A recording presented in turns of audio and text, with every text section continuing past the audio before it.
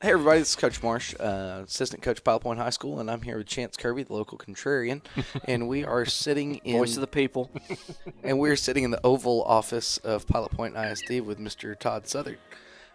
He's been called a lot of things, but we call him superintendent.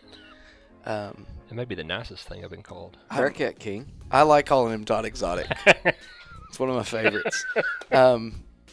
But Mr. Southard, we're here, because we had the first 6 weeks report card, and just like my children are going to bring home their second 6 weeks report cards, we're going to ask you for a second 6 weeks report card for the district. Okay. And kind of how we're doing. And I really like the way the last one turned out, so hopefully this one will be just as good. So, man, just get us started off just kind of in general before we start firing some questions at you. What do you think? What's going on with the second 6 weeks? Well, I mean, other than having to shut the high school down, we've had a really good 6 weeks. We've got the girls cross country. They're headed to regionals.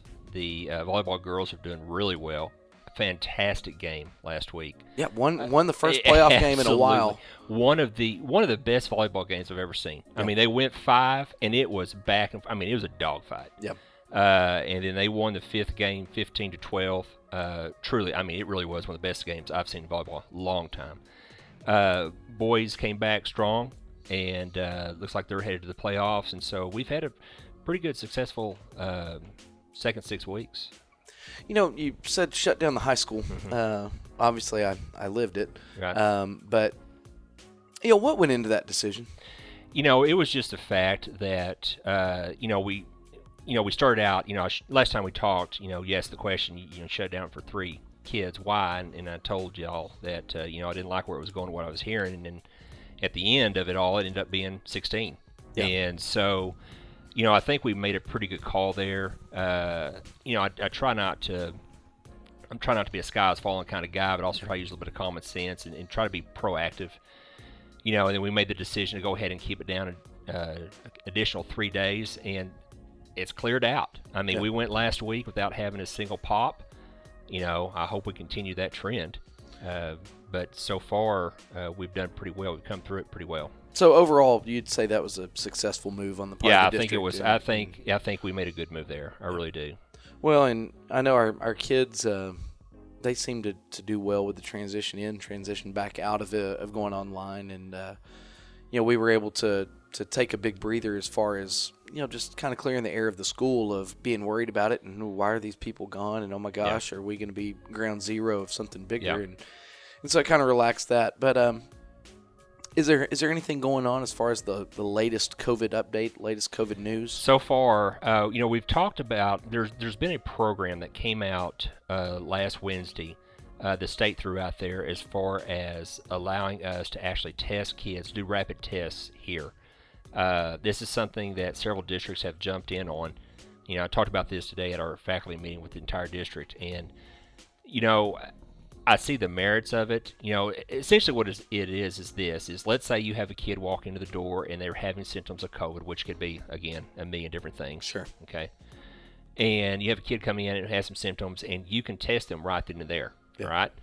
And I'll give you an example. My sister has just got over COVID, and she didn't have anything other than a headache. Yeah. And so, you have a kid walk in and says they got a headache. You pull them in, you test them. Kid said, test comes back in 15 minutes, says they don't have COVID. All right, give them some Tylenol, suck it up, move on to class. Yeah. Whereas it sets up right now is that we have to send that kid home and any siblings as well. And so the goal is to keep all the kids in school. And we're going to go down that route and look at it. Not saying we're going to do it. And if we end up doing it, we have to have permission from the parents to do it. Sure. But we're just going to kind of do a little bit of research. And I'm not real big, Travis, on being the first one out there. I kind of want to be some other districts, kind of go through it and see what problems that they've had and what they encountered in doing it, learn from that, and then make the decision. But if we do it, again, that probably won't be something we'll start until next semester. Gotcha. So is that something you would send out a permission slip to everyone prior and say if you have the symptoms, okay, I didn't know that, or you would call the parent when you thought you needed to test them? We would set up something, Chance, where we would have basically it's a sign-off. Parents say, hey, you're good with testing my kid. And it would be totally, if parents didn't want to do that, we wouldn't do it. We'd have to have their consent to do it. So then you just send them home like you just send them home like you would, yeah. Who pays for the cost of the test? The tests are free. Free? They don't cost the district anything. They don't cost the parents anything. The state acquired a bunch of these tests from the feds. And so what they will do is they will send us an allotment every month that we can use. And you can use it on staff members as well. And so, like I said, we're looking at it. I hate to be the guinea pig in anything, especially in something like this. So, but we are going to explore it. We are at least going to take a look at it. Who would administer them? It can be, and that's part of the problem we have right now, is as we look through it, originally they said it has to be one of the RNs that we have, and we have two. We have one at the intermediate school and one at the elementary school. They've come back and said that if you have someone who has the proper training, it could be office staff members. It's very non-invasive. I mean, it's not the test that, they take the Q-tip and stick it back to where it bruises your brain. I mean, it's just a little quick swab, and that's it. So, I don't know. I see pluses and minuses. There's concerns that I have. But, again, it's a difficult situation. If you've got the ability or the opportunity to keep kids in the classroom, we need to look at it, because I know good and well we are sending kids home that don't have COVID, and we're sending their brothers and sisters homes as well. Well, you have to, though. You have to. I mean, you don't have any other situation, any other solution than that. So, again, we're going to look at it. We're going to really talk to some folks. But if we do it, I don't see us doing this until probably the start of the second semester. Yeah. Now, going into the third 6 weeks, I know at the high school at a campus level, our online synchronous students, okay, and I know that's a mouthful for those listening at home, they are now going to transition to, if you're at home, you're on Play-Doh. What else is kind of going on as far as, kids coming back to school, maybe kids coming back from other districts or anything like that? What other changes are kind of in store for us looking here at the third 6 weeks? Well, that Play-Doh can actually go down to the 6th grade level, and we've talked about going all the way down to 6th grade on that, and I think some of them are going to use that. But as far as changes in curriculum instruction, I don't really see any changes there. What is Play-Doh? Is that P-L-A-T-O or Play-Doh like Play-Doh? It depends on the kid. Okay. I'm confused. Back to the voice of the people. I don't know what this insider talk is you guys are talking about. If it's the Martian Southard children, it is Playdoh. Okay. Yes. For everybody else, it's Plato. Yes. Okay. Play-Doh is an online program, and what it is, it's aligned to the TEKS. And so what you allow you to do is basically it keeps the teachers from having to create online lessons because it already has those lessons in the system. Okay. So if you're teaching Algebra 1, it's already got Algebra 1 in there. It's got all the lessons for it. It's got all the reviews for it. It's got all the tests for it. It is its own little world, its own little system. Okay? It takes a lot of stress and problems off the teachers. And that's one of the things that we've looked at as far as purchasing. Well, we already have it. We're looking at purchasing more licenses. The problem is you don't have some of those types of programs for the lower grades that really align as well as Play-Doh does. And we are starting the conversation, too, as far as looking at possibly bringing kids back as well and just totally doing away with the online program. Several of the districts around us, Whitesboro has done this, Howe has done this, Collinsville has done this, because it has caused so much stress and so much problems on our teachers, and kids are not being successful as we want them to be, and we know they're not getting what they need. And we've got a STAR test coming up here at some point that we're all going to be held accountable for.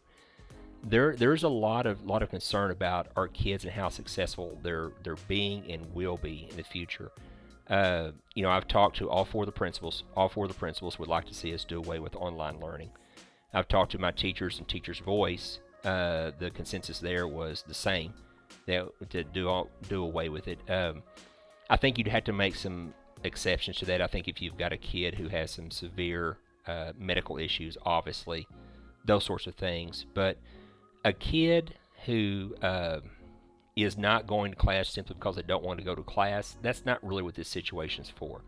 This is for people who have real, true concerns about COVID. They've got real and true concerns about their health, it's caused this situation has caused a lot of stress on our teachers. It has, and so again, I'm not going to say we're going to do it, but that is being conversed right now. I mean, we're having discussions about that now.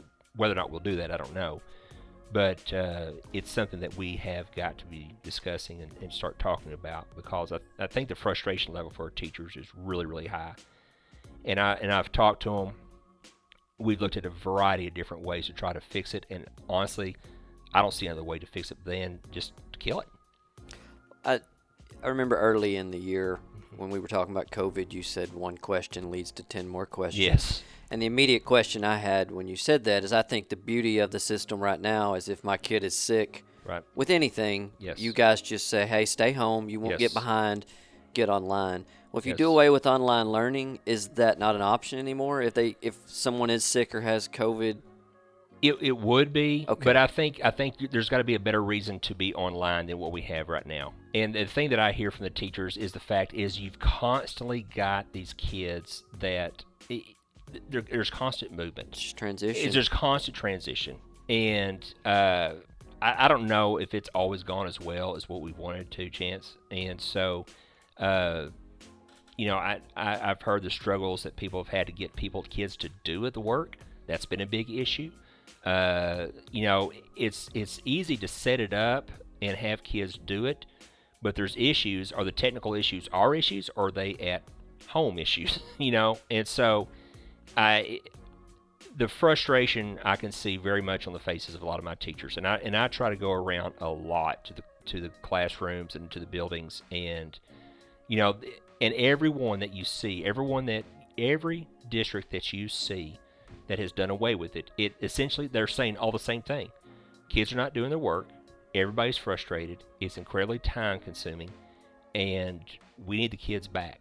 And I wasn't so much. I'm talking about someone has COVID. Yeah. If I'm a student, I come down with COVID. Right. Odds are I'm going to miss 2 weeks. Yes. So that's a different story. That's what I was getting. How do you if online isn't there anymore? I thought that's what I understood the beauty of the system is they can still not, like they didn't miss a day because it's still available online. If we kill online, then they have to make up time like the old days, I guess. Go get their homework and their parents bring it to them and they do it a different way. You're right. But the number of kids who are on it online would be much less. Sure. Okay. And I think that's where it's getting to the point to where we're kind of getting this weird situation to where, okay, so let's say, for example, you have, 20 kids in a classroom and you've got 20 kids who are online, okay? Well, all of a sudden, if you got to bring 10 kids back, so now that teacher has 30 in her classroom, and now you have another teacher who's dealing with 10 kids.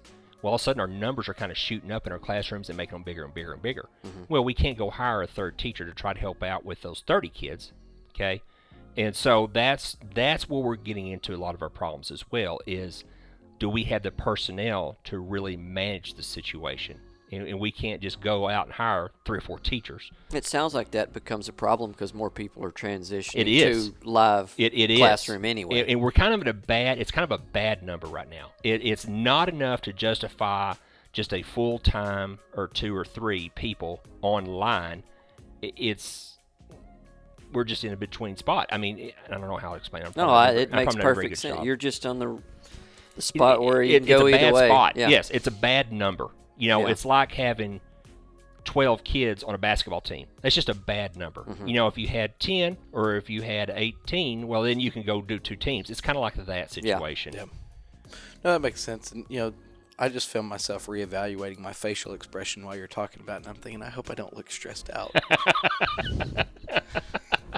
But I will say, as a teacher and going through all this whole online and transition in and out of online and whatnot is I think for the foreseeable future, my class is going to be based off Canvas. Even the kids that are in butts in seats, it just makes it easy because it's always available. It's easier. It lends itself, and it's easier for the secondary kids. It's the younger kids that we seem to have more of the problems with. Oh, yeah, the spring was awful. Yes, and that's where the ones that really and part of the problem too you have at the lower levels. You've got more of the interventionists. You've got a Title I reading teacher, and you've got a Title I math teacher, and those sorts of folks that bring kids in who are struggling. Well, in some cases, those kids aren't there. We already know they're behind, and they're getting further and further behind. So it's hard. I ain't gonna lie. It's been a hard situation. But I will say this. I talked to all the teachers this morning over at the high school, and I think they have handled it as well as they possibly can. I go over to the elementary school, and everybody's smiling. They're working hard. They're doing the best that they can do in a very, very difficult situation. And my hats off are off to teachers. I mean, I think they have done as well as they possibly can do. I mean, I agree. Having, I'm like you. I have kids at multiple campuses. I actually have a kid on every campus. Yeah. And they come home like it's just regular school. They love it, and they're learning a lot. And I agree. I think that there's no perfect solution. No. But the perfect solution right now is you have a bunch of teachers who are trying as hard as they can to do right by the kids. Yeah. And so, you said that we had a meeting today. It was a luncheon provided by Point Bank, fish fry and chicken, sponsorship opportunities available. Food was fantastic, and we appreciate their support for the school district. But you got up there and you had a wonderful presentation. Your wife was very proud of you. What? Your ability to speak in public like she'd never heard you do it before. God Obviously, she's not a listener. No, that's what I said. I said apparently you don't listen to the podcast. She probably hears him enough. We were in the food line, and she comes up and she goes, "You did such a great job." And I'm thinking, because you've never done it. She's such a huge fan. Yes, if that girl wasn't going to inherit 50 acres in the middle of Argyle, Texas, I'm telling you.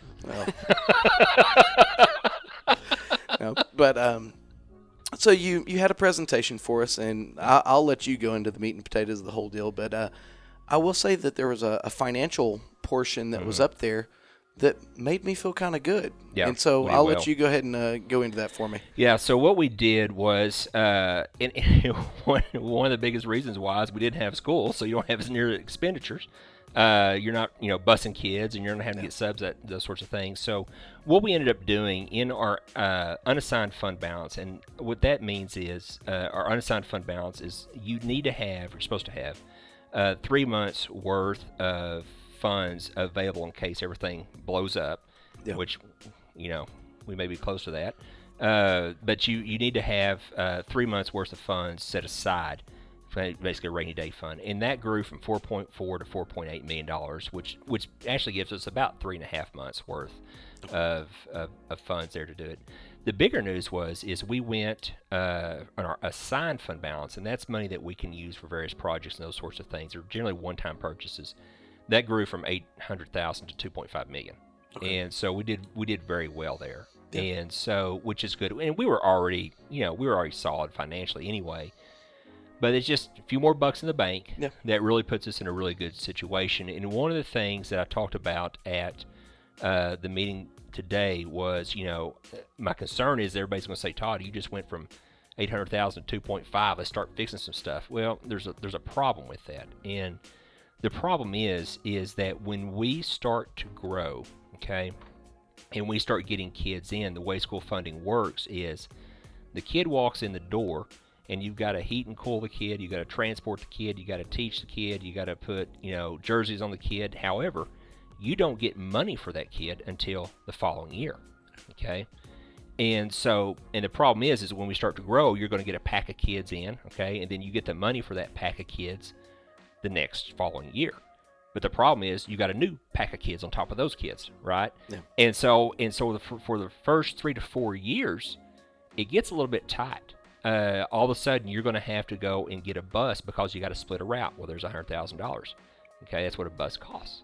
You're going to have to go hire a teacher. You may have to hire a special ed aide. You may have to bring in some portables. You may have to, it gets crazy. Yeah. We were growing 18 to 22% a year when I was in Anna. And so when I was in Anna, didn't do a very good job of building up that assigned fund balance. And so it came July one year, and we had to go to the bank to get a loan to make payroll. And so I don't want to get us in that situation. I want to make sure we build this thing up pretty decent to where money provides you flexibility. It just does. And so one of the keys to managing this situation that we're about to go through is having a few bucks in the bank set aside in case things, really start to roll and you need it. Well, I was in City Hall last week, and you may know, I don't know what kind of relationship or working relationship you have with the city. There's approximately 1,000 lots approved, not that have to go through the process. It's a matter of putting in the utilities and pulling permits. Yep. Is there some estimation somewhere or calculation that they put on houses on how many students that is? The general rule of thumb is 0.6 kids per rooftop. Okay. And that is what Templeton Demographics uses. And so what we have done, Chance, is we have hired a company called VLK. And VLK is a company that has worked with fast growth districts. They've worked with Denton, they've worked with Keller, and they've worked with Royce City. Okay? They're going to come in and they're going to do a demographic study. They're going to do a facility assessment, and they're also going to do a land study. And the whole goal is for them to come in and say, okay, you're going to grow X amount over the course of the next 5 to 10 years. You're going to have X number of buildings. You're going to need X amount of land. This is what you need right now as far as fixed in your district. And it kind of help us start. One of the things that we really don't have is a long-range type of facility plan. And we're going to use that type of information to start talking about. I mean, we've got to really start talking very seriously here very soon about what this thing is going to look like over the course of the next 5, 10, 20 years. Well, probably terrible math in my head. 1,000 houses, based on that number, that'd be 600 kids. What would 600 kids do to this district? We've got 1360 right now. And so, we were growing 18 to 20% in Anna, and so we were doubling every 4 to 5 years. And that's absolutely what will happen here. That is very feasible. And, we're going to need, when you look at, okay, so for example, a high school, going back to the land, you're going to need around 100 acres for a high school. And I think we've got to kind of get out of this mindset of high school. We need to talk high schools, okay? You're going to need 20 to 30 acres for a middle school. You're going to need about 15 to 20, roughly, for an elementary school. And so we need to get on this, and that's what I've done. Is we've talked to the guys who have done this and gone through this, and have hired them, and we're going to use their expertise to try to figure out what we need to do to get us ready for the future growth. I really don't, and I've told everybody this, I don't really think my job as far as superintendent here is going to be necessarily building anything. I think my job is going to be laying the groundwork for everything to be built. What is the process? Let's say the land was identified and we needed a school. How long, I guess I'm asking, how far in advance do you have to plan to where we have to have the land acquired, own the land, and build a school? How long does all of that take? A couple years? Oh, yeah, at least. I mean, it depends, again, what you're building, all those sorts of things. It could take a year and a half, 2 years probably to build a high school, and again, it depends how big it is. It's just like a car. How much do you want to spend, and how big you want to go? So with the studies and the assistance of these people, as far as that angle going, you're operating in 2023. You're trying to think of what, or even beyond. Yeah, I mean, we've got to get out of this reactive mode, and we've got to go proactive in this situation. And the reality is dirt's not going to get any cheaper. No. I mean, it's just not. And so, we're going to start looking at what we need to do. And at some point, if a bond comes our way, we may do that. But one of the things that people have got to understand is if we are proactive and go ahead and do those sorts of things and take care of business right now, I think you're more likely to make better decisions being proactive versus reactive, number one. And number two, it's cheaper. And, I would much rather us look at buying land at $30,000 to $35,000 an acre, what it's going for roughly right now, versus waiting 4 to 5 years or however much longer, and now we're paying $60,000 an acre. I mean, my house, I bought that house 7 years ago for $226. I wouldn't sell that house for less than $426 right now, and I'd get it every day of the week. So things are getting much more expensive here very quickly. Well, that's why I wanted to clarify. I didn't want someone to be halfway listening to this podcast while they're yelling at their kids in the back seat. Right. You're not saying we need it now, but you're saying the wise move is to plan for it because we need to be thinking. Yeah, I mean, you don't want a situation to where you're just picking and choosing what you can get, because then it's not planned out very well. Well, you're going to run into the city sewer plant issue. Everyone in town's going to know you need land. Yeah. Everyone with land is going to know you need land, and Right. you're going to run into a problem of the price is too high. Right. And I don't know if, like the city, the school has eminent domain options, but that didn't work out for the city either. No. And so, yes, the longer you wait. There's just going to be less of it to choose from, too. And, I mean, developers are eating it up. Yeah. So.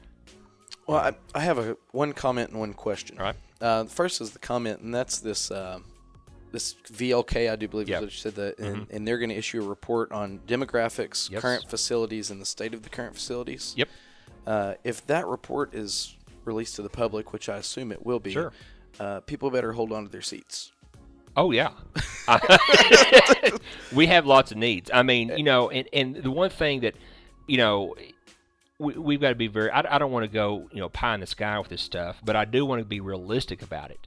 I mean, we've got buildings that need new roofs. We've got drainage issues. We've got foundation issues. We've got things that need to be fixed and addressed. Of the 4 campuses, I graduated in 2001, and I went to school in 3 of them. Mm-hmm. And the only one that was new was the high school. And so we have some, and I don't know if this is the right word. It sounds a little crisis-oriented, but we have deficiencies when it comes to facilities. Oh, yeah, and have for a long time. Yeah. Heck, I'm old, and I went to school in one of them. You are you are old. Yeah. Yeah. But, at least we don't have the G School. I love the G School, but it was time. But going back to that point, though, the middle school, there are some pluses with that building. I mean, there really are. And I think one of the things that everybody will look at that building and say, well, that thing's not going to be around much longer. I would disagree with it. And here's why. Is that what we did at Anna is we had an older building like that. And essentially, we would repurpose it. Okay? So we would go through there, and let's say that we had a middle school, and it was busting at the seams. Okay? We would put the 6th grade in that old building. There was nothing wrong with it. It was just an older building, but it's in good shape. We would put the 6th grade in that building and alleviate some of the pressure at the middle school, give us a little bit more time to get things done and the new middle school built, okay? And then we would move them all back, 6, 7, 8, back into that new middle school. Then we would turn around and use that building as like a pre-KK center while we were busting at seams at an elementary school. Oh, I agree. I'm not so, for tearing things down. Yeah. I wish we wouldn't have tore down the G School gym. No, the G School, but we could use that gym. Use that gym Well, bad. We're 2 gyms short, Oh yeah. at least. Oh yeah. When you look at like PPYSA, when we come in and try and do practices, that is a nightmare. And not just that, but I mean, you look at the middle school gym as it sets up right now. You can't do a 2-court system in volleyball. No. Which is exactly what you want for those middle school kids, because there's always a lot more girls in that middle school program than there are in the high school. Yeah. And so, yeah, there's absolutely some deficiencies with regards to gyms, no doubt. But no, and that's it. With that report, I just hope people are really prepared to see that there's a need.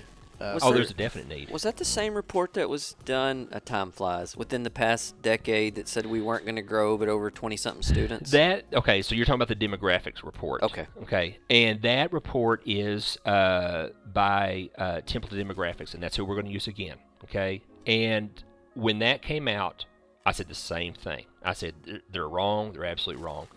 Oh, I thought they were right. We'll say they were right. No, I'm saying when they said that, I was like, I Yes. felt like they were accurate. When I saw that and I heard that, I said, there's no way. And, of course, I didn't know it was Templeton at the time, okay?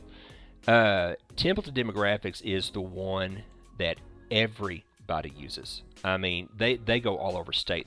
They're based out of, I think it's South Lake. They used to be in Denton. But they'll do Pflugerville. They've done Waco. They've done Richardson. I mean, they're the guys. When you want a demographic study, they're the ones that everybody uses. And the numbers, as far as the enrollment, is off a little bit when you look at it. But the final number, the growth number, is correct. It is flat, and they've been on. They've been on. So yes, we'll be using them again. We talk about the sign numbers and unassigned fund balance, and we're throwing around numbers. Oh, it grew from 4.4 to 4.8 and 800,000 to 2.5. Right. Just for the people at home, if you're looking at a annual basis, what does it take to run Pilot Point ISD for 1 year? Well, I mean, we have a $17 million budget. Okay. And so, and I will tell you that this year's budget, I mean, it's pretty tight. Yeah. There isn't a whole lot of cushion or play in it. Sure. And that's one of the things that we're working on right now is trying to figure out ways. We're looking at realigning the district. We're looking at making the elementary a pre-KK administration type building, and then doing the intermediate 1st through 5th, middle school 6th through 8, and of course you got the high school. In doing that, we can absorb some positions and hopefully in the end put a little bit of money back in the bank, but also give some raises to some folks. Sure. And do those sorts of things. In the play on words there, when you say absorb positions, is not we're going to start handing out pink slips and walking people out the door to make payroll. It's through natural attrition. Natural attrition. Okay. And that's what I don't want anyone to lose their job. That's right. Not the goal. But if we can be smarter with how we do things and go, okay, well, we don't really need that over here. This person's left. Use that person that's over here. Slide them in. Yeah. That's what we're going to try to do. Well, and so the people who want to be here can stay here. Correct. Assuming they can do their job appropriately. That yes. But it's not a RIF type mechanism. No. It's not No. It's nothing like that. It's just we're going to absorb positions and we're going to be smart with our money. But I think it's important for people to understand that this isn't just a small-time half-run operation. It's $17 million. Right. And lots of moving pieces. I mean, you're talking about $17 million a year. You're talking about over 200 employees. You're talking about 1,300 kids. I mean, yeah, it is a pretty good size organization. And that's why you're the Bearcat King. That is why I'm the Bearcat King. So, 2 weeks ago, maybe a little longer, online, it made me think of this. The chatter was running wild about questioning whether our school was solvent, and I don't know, how many decades has that been? 20 years since we had issues. That's been a long time ago. That's probably I mean that's probably been 15, 20 years ago. Yeah, because I hear you say this, and I hate that stigma is thrown on Pilot Point ISD, because that's couldn't be further from the truth. No, we're very solid financially. Would I love to have more money in the bank? Well, yeah. Who wouldn't? Who wouldn't? But am I worried about things just going belly up and us crashing and burn? No, not at all. I mean, we're solid. I mean, we're in better shape financially than a lot of districts are. And I think if we're smart and do some things, I think we'll be in better shape over the course of the next few years. So yeah, I don't know where that came from. I think people just don't want to do homework. It's not as fun to get the real answer. If my memory serves me correctly, you're looking at like 2005-ish. Yeah, probably so. I think it's probably been about 15. Yeah. And so, and again, you get into trouble, and that's where you get into trouble financially in a school district is personnel.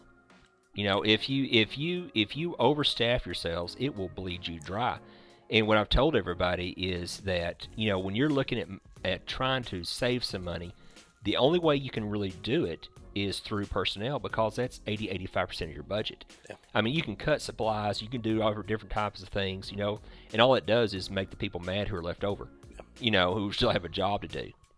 So you have to really look hard at whether or not you truly do need that position, or can you make some movement, or you can change someone around or do something like that. But we've got to get out of the habit of every time there's a problem, we go, oh, need another person. No, let's look at what we got and see if we can find a solution that way.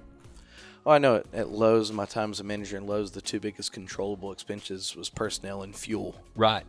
The delivery drivers being smarter about their routes, cut down on fuel, and then people that were ineffective were let go, and so those were your two biggest controllables. Yeah, I mean, you've still got to heat and cool it. You still got to have electricity. I mean, you've got to have those things. Yeah. That is what it is. But you're right. The really only thing you can control for us really is personnel.